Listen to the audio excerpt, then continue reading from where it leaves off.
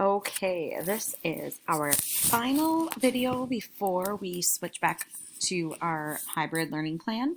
So I am going to go through our expectations for math class today. What we were supposed to do, and I'm not sure if you remember this from, excuse me, earlier in October, we were supposed to conduct a survey.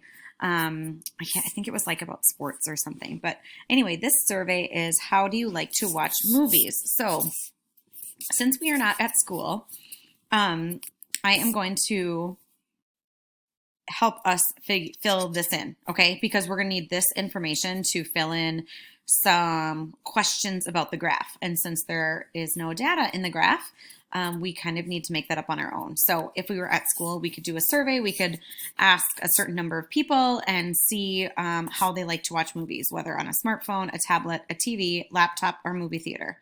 So what I am going to do is roll this cool dice. Look, I can even have one. Since this can go all the way up to 10, I'm going to choose a 10-sided die. I think when you call it one, it's only called a die, but I don't really like the word die. So anyway, we're going to choose a 10-sided one, and our first number is 8. So what I'm going to do is say, I'm going to pretend, and it is okay to pretend. This is not cheating. We are going to fill in 1, 2, 3, 4, 5, 6, 7, 8. Okay, we're going to pretend that 8 people choose to watch movies on their smartphone. Okay, now we're going to pretend that this is the number of people we are asking, and they answered tablet. Let's see what they answer. 3. Okay, so we're going to choose 3 people here. 1, 2, 3. Next, we're going to choose for a TV. 9. This will just give us a little bit more data instead of it just being like 2 or 3. 9, 7, 5, 6, 7. Last one, movie theater. 1. Well, that's kind of funny. Okay, so this is the data that we are using for our next page. So which one had the most? So you can kind of see these blue lines around it. We're going to circle the one that had the most. So while you are doing this page, I'm going to have you go ahead and click so you're on this page on your assignment, and then I'm just going to click back and stay on this page for a second so that you can answer those questions. What you might want to do is just pause the screen so you can take a look at this while you are doing your answers to the information. But this chart is what you're going to need. So you're going to use this bar graph to answer the question. So you can go ahead and pause it and maybe split your screen so you can see both sets of data at the same time. Once you are finished with your data collection, the other parts of the assignment today are multiplication and division, okay? So a little bit tricky today, but I'm going to review this with you so that we understand what our expectation is. So I'm going to start with activity 1.1. So 19C, and it's activity 1.1. So this is what it's going to look like. It says Raj is gluing pictures onto posters for his his report on ancient China. There are 2 posters. He glues 4 pictures on each poster. How many pictures are there altogether? So here it shows us that there are 2 posters, 4 posters on each. So we're going to multiply these together, 2 times 4. And if you're not sure, on the next page, it's going to show us. I do wish that these pages were switched so that you could do this first, but we'll do with what we can, right? Oh, and then make sure on this one, now that I'm looking at it, make sure you zoom out all the way because remember that there's a question at the bottom. So here are his 2 posters. The squares represent the posters, okay? So there are 2 posters and there are supposed to be 4 pictures on each. So we're going to go like this.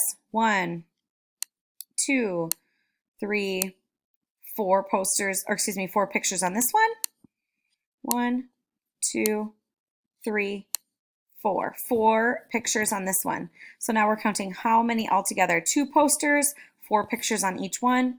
We have 4. We're going to count on 4, 5, 6, 7, 8. So this is going to be 8.